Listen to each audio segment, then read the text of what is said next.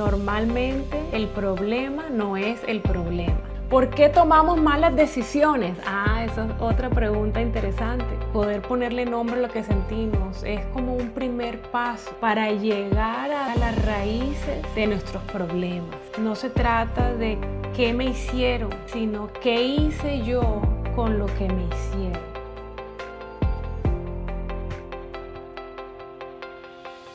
¿Cómo te sientes hoy? Parece una pregunta sencilla, pero muy difícil de responder con las palabras correctas, porque a veces no sabemos ponerle nombre a cómo nos sentimos, nombre a nuestros sentimientos, a nuestras emociones. Yo recuerdo en mi crisis en el año 2005, destrozada, había entrado a un refugio para mujeres en crisis y me hicieron esta pregunta y yo solamente podía decir mal. Me siento mal, me quiero morir, me siento mal. Pero ¿cómo te sientes? Y no podía decir cómo me sentía. Me tuvieron que entregar un listado de emociones para yo leer y escoger. Y por eso en el libro Hay Esperanza, en el capítulo 5, llamado Efectos en la Familia, hay un cuadro con un listado de sentimientos, porque es uno de los primeros retos que enfrenta una persona cuando entra al proceso de restauración, poder decir cómo se siente, poder decir por qué realmente llegó a Canaán, por qué ella está buscando ayuda. Normalmente a eso también respondemos porque algo pasó con mi esposo, por lo que alguien me hizo, por lo que mi hijo está viviendo, por lo que me hicieron en la iglesia, por lo que me pasó en el ministerio, por lo que pasó en mi empresa. Pero difícilmente podemos traerle respuesta hacia adentro y responder desde adentro qué realmente es lo que está pasando con nosotros. Entonces, ese listado de sentimientos y poder ponerle nombre a lo que sentimos es como un primer paso, porque eso se convierte en un puente para llegar a donde realmente tenemos que llegar, y es a las raíces de nuestros problemas. Una de las frases que usamos en el programa es: normalmente el problema no es el problema. ¿Qué quiere decir eso? Tú seguramente estás en una crisis, vas a pedir ayuda, has llegado tal vez a Canaán a buscar ayuda, o estás en otro lugar buscando ayuda. La crisis que te llevó a buscar ayuda no es realmente el problema. La crisis es otro mal fruto de todo lo que realmente está mal por dentro, ¿verdad? Y esos son conceptos difíciles de procesar, lo entiendo porque lo viví. Es más fácil culpar a otra persona, culpar una situación, culpar una organización, culpar incluso a Dios, que decir: yo me traje hasta aquí.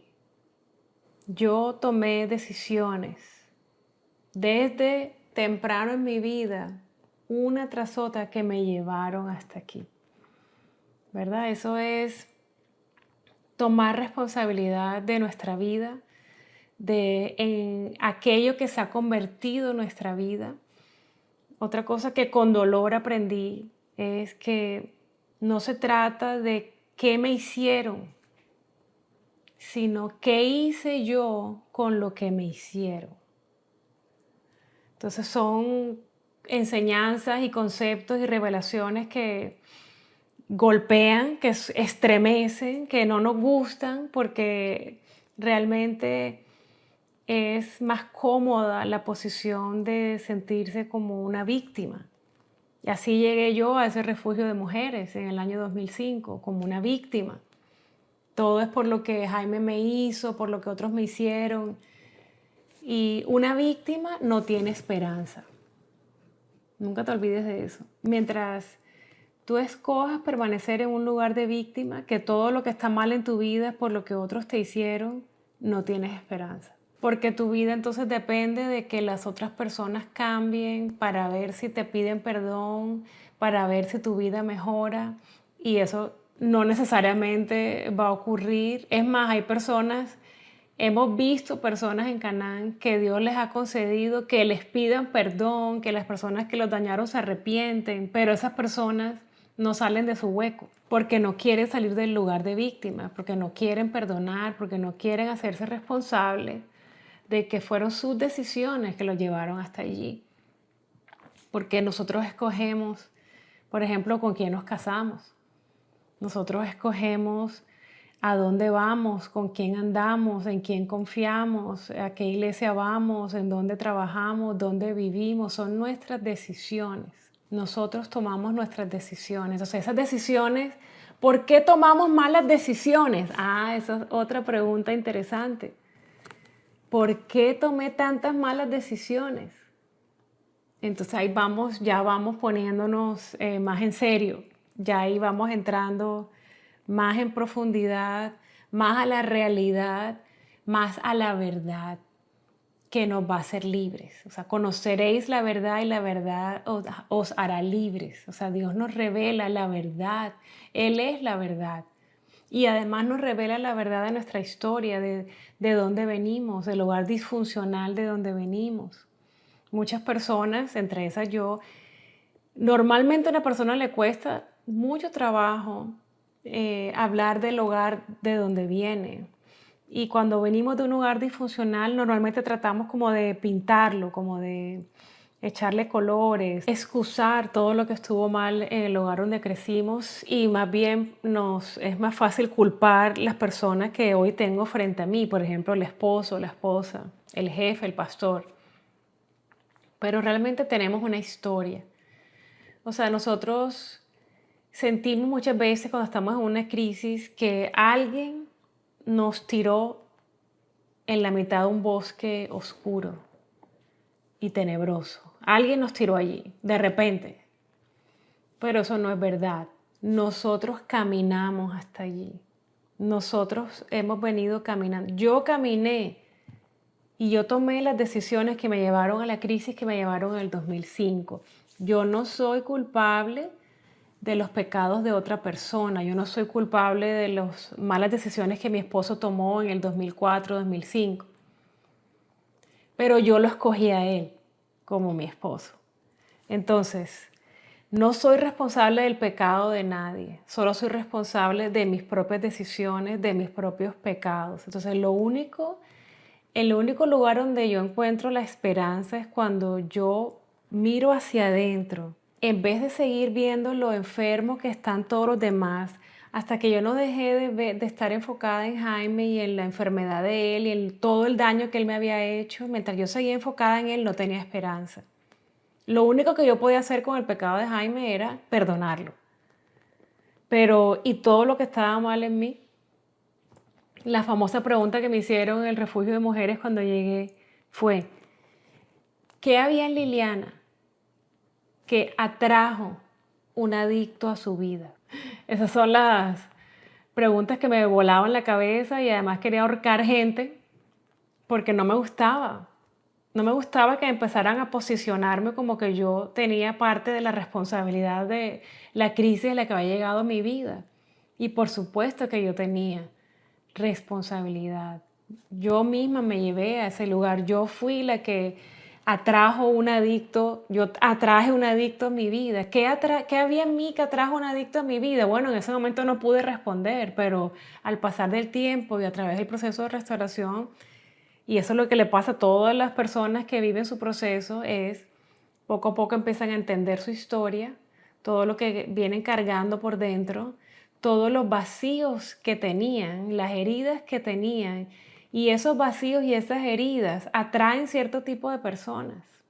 Un codependiente y un adicto se atraen. Siempre un adicto va a buscar un codependiente y siempre un codependiente va a buscar un adicto.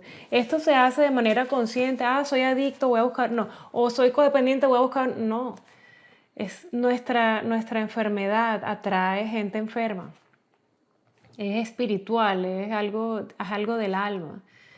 Entonces, eso fue lo que pasó conmigo. Y hasta que yo no empecé a mirar hacia adentro y a hacerme responsable y a empezar a, cuando yo dije, cuando yo acepté, ok, es verdad, yo estoy enferma. Cuando yo dije esas palabras, cuando yo lo acepté, allí comenzó a haber luz en mi vida, allí comenzó la esperanza, porque si yo estoy enferma, quiere decir que hay un remedio para mí, hay medicina para mí, hay sanidad para mí. Pero si yo me creo esta persona buena y sana y soy víctima de aquel otro enfermo y mi esperanza es que esa persona cambie, ¿qué va a ser de mí si esa persona nunca cambia? Te pregunto a ti, ¿qué va a ser de ti si aquellas personas que tú llevas años esperando que cambien, esas personas que tú llevas años tratando de tú cambiarlos a ellos, ¿qué va a ser de ti si esas personas nunca cambian? Eso es una buena pregunta para procesarla, para empezar a mirar hacia adentro, para empezar a abrazar la realidad de que tú necesitas sanidad, tú necesitas restauración y que tienes que empezar tú, dejar de estar culpando, señalando, dejar de estar diciéndole a otros que ellos necesitan buscar ayuda. Busca ayuda tú, empieza tú, porque si tú te sanas, si la disfunción que vivimos en el hogar donde crecimos nos alcanzó y nos dañó, y entonces pasamos a nosotros hoy ser un hogar disfuncional, si la disfunción fue tan poderosa para alcanzarte a ti y alcanzar hoy a tu nueva familia, más poderosa es la luz, más poderosa es la restauración. Que entonces, si la disfunción te alcanzó y alcanzó a tu familia actual, tu restauración va a alcanzar a tu familia actual con mucho más poder. De eso se trata la restauración. Es una invitación de Dios a que nosotros digamos hasta aquí. Hasta aquí llegó la disfunción. Hasta aquí llegó la maldición. Hasta aquí. Voy a restaurarme y voy a permitir que Dios me use para que Dios escriba una nueva historia conmigo y mis hijos puedan escribir una historia diferente a la que yo tuve. Entonces, efectos en la familia es un capítulo del libro Hay Esperanza, donde analizamos cómo nos afectó el hogar donde crecimos, en la disfunción del hogar donde crecimos. Si hubo adicción en la casa, si hubo codependencia en la casa.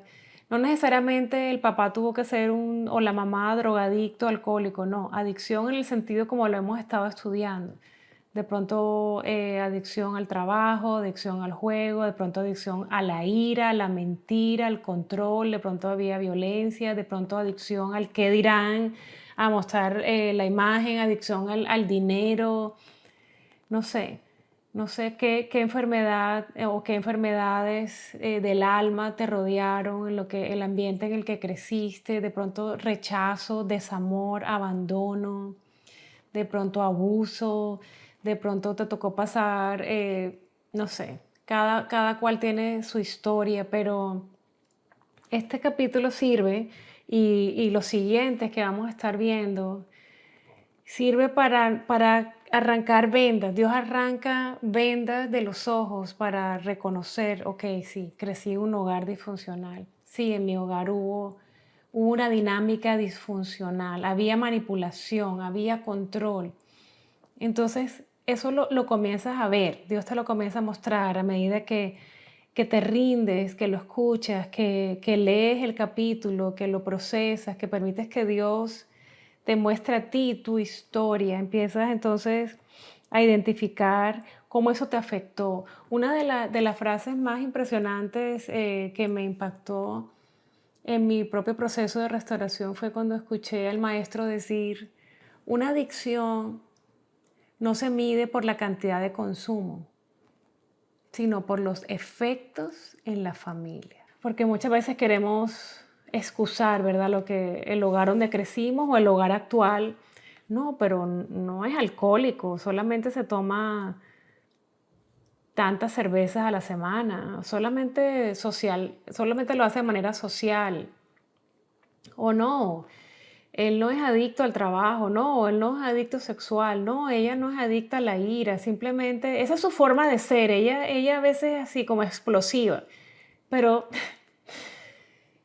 no nos sirve de nada seguir excusando, seguir minimizando. Eso es parte de la enfermedad, eso es parte de la herencia de maldición, eso es parte de la disfunción. Minimizar los problemas, excusar los problemas, culpar a otros, culparse a sí mismo, y no ponerle el nombre a las cosas que son. Eso se llama rechazo, sí. Eso se llama abandono, sí. Eso se llama abuso, sí. Eso se llama violencia, sí. Eso se llama ira, sí. Eso se llama manipulación, sí. Eso se llama mentira, sí. Eso se llama religiosidad, sí. Ponerle el nombre a las cosas ayuda mucho, a lo que sentimos, el nombre a las emociones, pero también el nombre a las heridas que nos ocasionaron, el nombre a la problemática que hubo en el hogar. Eso ayuda muchísimo, ese es el comienzo, porque ese es ser honesto y llamar las cosas como son. Entonces, una adicción no se mide por la cantidad de consumo, sino por los efectos en la familia. Entonces ahí se queda uno como que, wow, o sea, ver los efectos en la familia. Entonces empiezas de pronto a recordar qué pasó con tus hermanos, qué pasó contigo, qué pasó en la casa. Y empiezas a ver los efectos hoy en tu vida, en el nuevo hogar que has construido, cómo arrastraste, con qué arrastraste hasta hoy, que entonces ahora están afectados tus hijos, tu esposo, tu esposa, las personas a tu alrededor, por la disfunción con la que tú has arrastrado, las heridas y los vacíos que has arrastrado desde tu infancia. Entonces, ¿cómo se puede resumir lo que vive una familia donde hay adicción, donde hay codependencia? El resumen de lo que vive esa familia se llama dolor. Dolor. Y siempre en Canaán, cuando estamos en las clases, siempre decimos, hay algo que todos aquí tenemos en común. No importa que la historia varíe de uno a otro, pero algo que todos hemos experimentado es dolor. Y dolor que no se sana necesita ser anestesiado. Esa es otra de las verdades que aprendemos en el programa. Si yo no me sano y yo tengo un dolor por dentro, yo necesito una anestesia. Esa anestesia puede ser la comida, puede ser las redes sociales o puede ser una droga. Dolor no sanado necesita ser anestesiado. Punto. Entonces, todos hemos experimentado dolor y todos buscamos maneras de calmar ese dolor, de apagar ese dolor. Todos buscamos maneras de apagar esa miseria, maneras de llenar ese vacío, que de eso hemos hablado en los videos anteriores, que son las adicciones, ¿verdad? ¿Qué aspectos forman parte de ese dolor? En el libro mencionamos algunos de esos aspectos, por ejemplo, el rechazo. El rechazo es la herida más profunda que se le puede causar a un ser humano, porque el rechazo es lo opuesto al amor. Lo opuesto al amor no es el odio, lo opuesto al amor es el rechazo, porque el rechazo es la negación del amor, es negarle a una persona el amor. Y el amor es la necesidad más grande del ser humano. Así nos creó Dios. Y este es un aspecto que tocamos durante todo el programa de restauración. Desde los inicios, que es Hay Esperanza, hasta las últimas etapas, que son paternidad, sanidad del quebrantamiento sexual, restauración financiera, restauración del matrimonio, convirtiéndonos en uno. En todo el programa se habla del amor, porque la falta de amor, el rechazo, fue lo que nos enfermó. El rechazo que vivimos nos enfermó. El no haber sido amados y cuidados como necesitábamos ser amados y cuidados, eso nos enfermó. Pero la presencia del amor, cuando llega, cuando tenemos un encuentro con el amor de Dios, que eso es lo que comienza a ocurrir, eso es lo que Dios nos invita. Cuando nos invita a la restauración, nos invita a un encuentro con su amor, a que le permitamos a Él sanarnos con su amor, llenarnos con su amor, todos los vacíos y sanar todas las heridas con su amor. Entonces, el rechazo es la herida más profunda, con la que todos llegamos, porque fue la negación del amor. Abandono, eso también es muy común en un hogar disfuncional, donde hay adicción, donde hay codependencia, donde hay control. También en un hogar disfuncional es muy común el abuso verbal, psicológico, físico, la violencia, pero también el abuso sexual. Es muy común que ocurra en un hogar disfuncional. También hay mucha culpa, también hay vergüenza, temor. Un hogar disfuncional donde hay un adicto principal y un codependiente principal y todos los hijos alrededor se enferman. De eso se trata este capítulo y los siguientes, que no solamente papá y mamá eran disfuncionales, es que todos los hijos alrededor también se enfermaron. Y cogimos cada uno diferentes caminos, ¿verdad? En un hogar disfuncional hay mucho temor, no es un lugar, se supone que el hogar sea un lugar seguro, donde los hijos aprenden a confiar. Pero un hogar disfuncional no es un lugar seguro, no es un refugio y los hijos del hogar disfuncional no aprenden a confiar. Aprenden a no confiar, no puedo confiar en mi papá, ni en mi mamá, ni en mis hermanos, ni en nadie. Y eso se traduce más adelante, no puedo confiar en nadie ni en Dios. Todo aquel que crece en un hogar disfuncional aprendió a no confiar, crece con culpa, crece con vergüenza. Hay una gran diferencia entre culpa y vergüenza. Y eso lo aprendemos también en el programa y lo profundizamos y lo procesamos y hay mucha sanidad en esta área porque culpa es me siento mal por algo que yo hice y eso se resuelve recibiendo el perdón de Dios. Cuando nos arrepentimos y le pedimos perdón a Dios y Él nos perdona, la culpa se resuelve. Para eso Cristo murió en una cruz, ¿verdad? Pero nosotros tenemos que aprender a recibir ese perdón. Pero la vergüenza es muy diferente. La vergüenza es me siento mal por quien yo soy. Y es un asunto mucho más profundo, que también se resuelve con la obra de Jesús en la cruz, con su perdón, con su amor, con su sanidad. Y tiene que ver con asuntos más profundos. Vergüenza de quién yo soy, vergüenza de la familia donde crecí. Y solamente Dios tiene acceso a sanar esas profundidades y lo hace. En otro aspecto del dolor que se vive en el hogar disfuncional es la ira.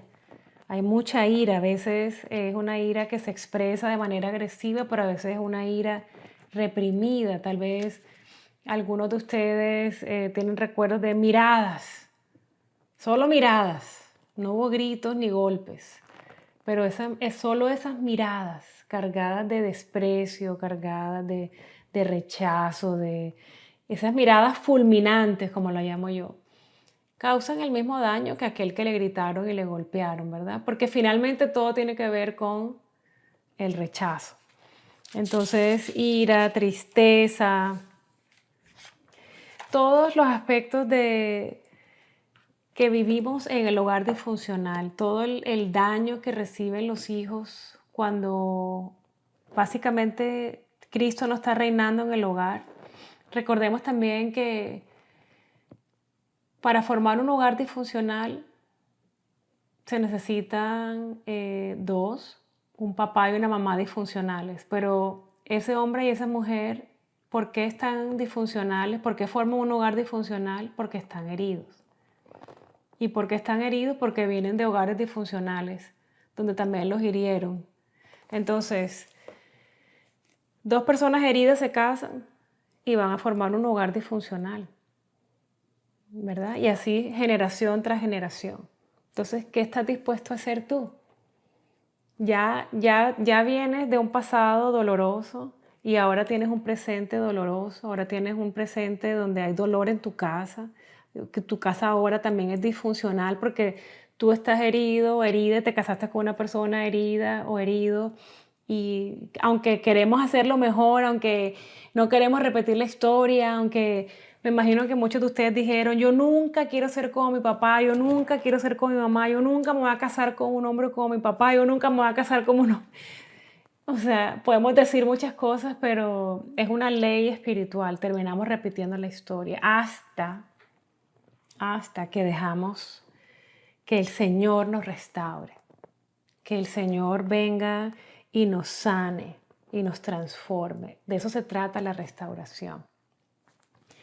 Hay efectos negativos de la adicción, de la disfunción, del dolor, que son efectos poderosos, que los recibimos desde la infancia y los arrastramos hasta la etapa adulta y nuestros hijos también quedan con esos efectos, ¿verdad? Pero quiero cerrar este video diciendo que son más poderosos los efectos de la restauración. Son más poderosos y eternos los efectos de la restauración. Poderosos y eternos los efectos de la luz de Dios, de la sanidad que solo Él puede hacer, de su amor que lo llena todo en todo. Entonces, una vez más te animo a perseverar en tu proceso si ya lo comenzaste o a comenzar a decir sí a Dios, sí a la restauración. Hazlo, no lo sigas aplazando.